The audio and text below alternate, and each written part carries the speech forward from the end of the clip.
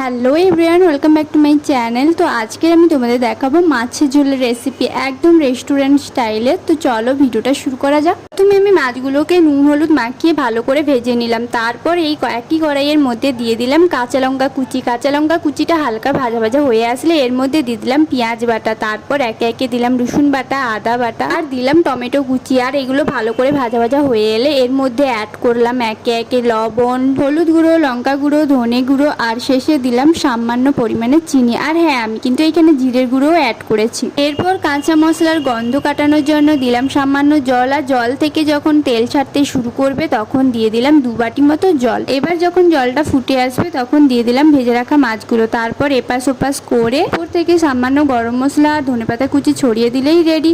গরমকালে সেরকম একটা ধনেপাতা পাওয়া যায় না, তোমাদের বাড়িতে না থাকলে তোমরা দিও না। এটা খেতে কিন্তু দারুণ ছিল। তো ফ্রেন্ডস, ভিডিওটা ভালো লাগলে একটা লাইক করে দিও। চলো আজকের মতো টাটা।